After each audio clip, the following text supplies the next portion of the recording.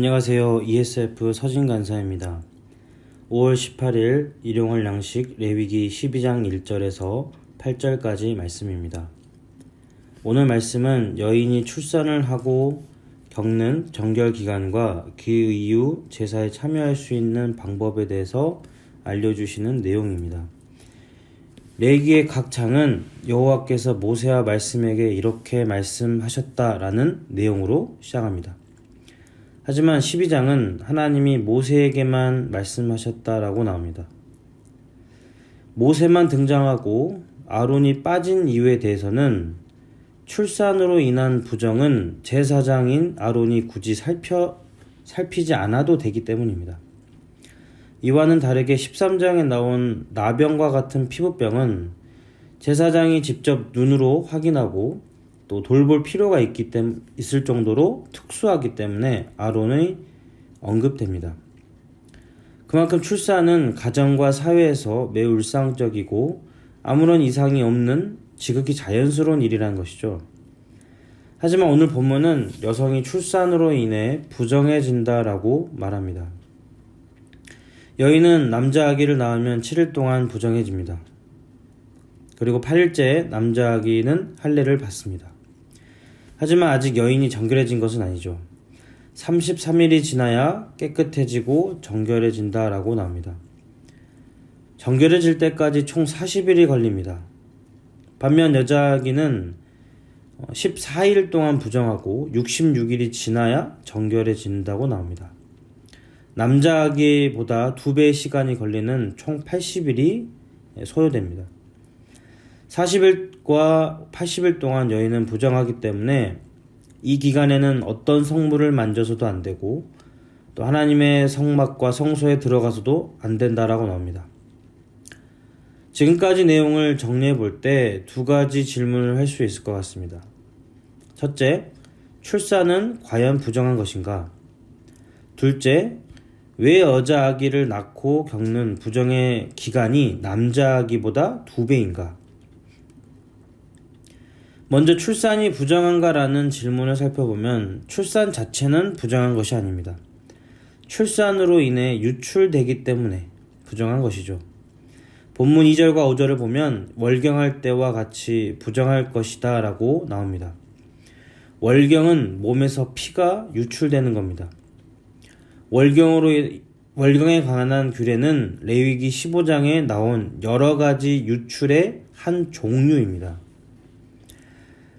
레위기 15장에는 유출병이 있는 자가 지켜야 할 행동 수칙과 또 정결해지기 위한 규례들이 나옵니다.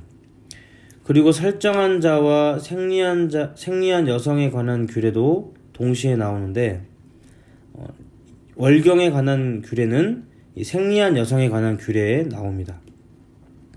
이런 규례들은 유출을 부정으로 보기 때문에 출산으로 인한 유출도 부정하다고 여기는 것입니다.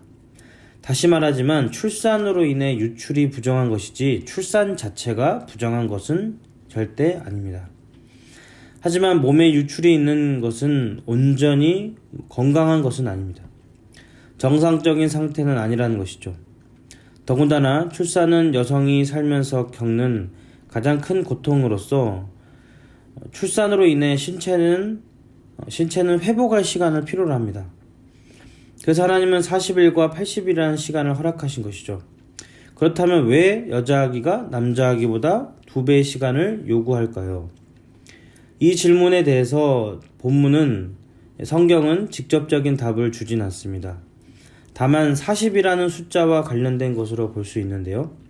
성경에서 40은 완전성을 상징하고 중요한 사회적 변화의 시간이나 혹은 금식이나 심판 등을 완전히 치르는 데까지 걸리는 시간을 의미합니다. 노아의 홍수 때 비는 40일 동안 내렸다라고 나오고요. 모세는 시내산에서 율법을 받기까지 40일을 걸렸습니다. 이스라엘은 40년 동안 광야에서 머물렀고 예수님은 40일 동안 광야에서 시험을 받으셨습니다. 그래서 40은 출산한 여인이 완전히 정결해지는 시간입니다. 다만 산모의 출산으로 인해 산모의 출산으로 인한 유출로 인해서 생기는 부정과 태어난 여자아기가 나중에 산모가 돼서 출산할 때 흘리게 될 유출로 인한 부정을 합산해서 남자아기보다 2배의 부정의 시간을 치르게 된다는 어느 정도 가능성이 담긴 견해가 있습니다.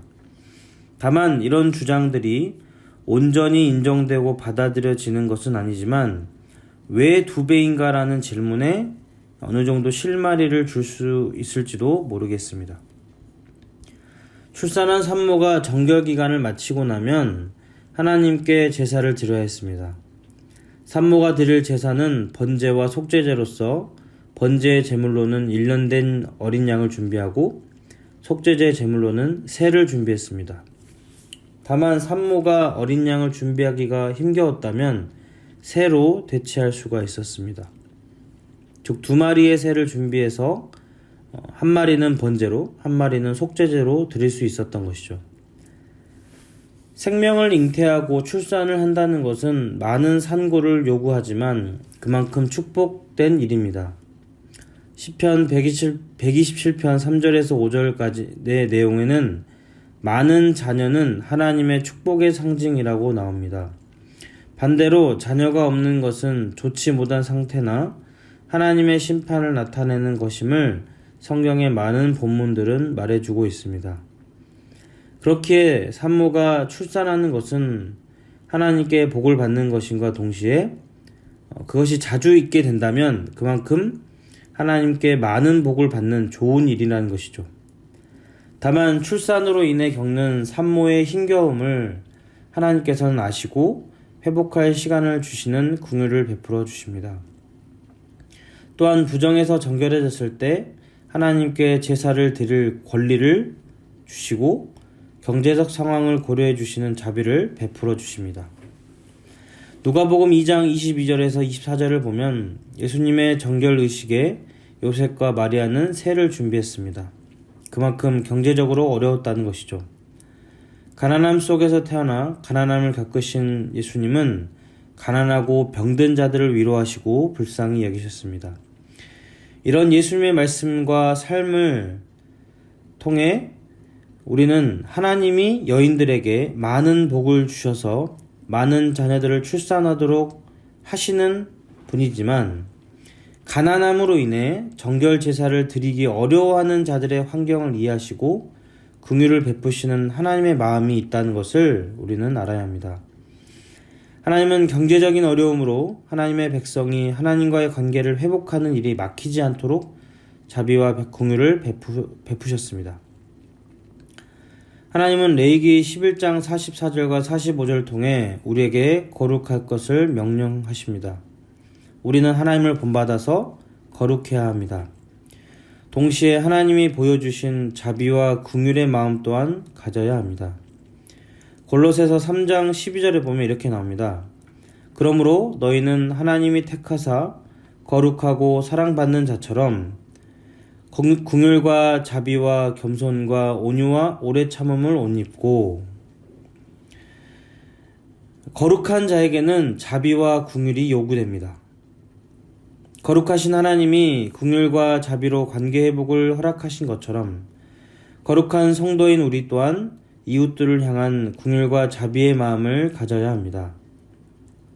오늘 하루가 본문에 담긴 하나님의 마음을 기억하며 긍휼과 자비의 마음을 갖는 거룩한 성도가 되기를 소망합니다.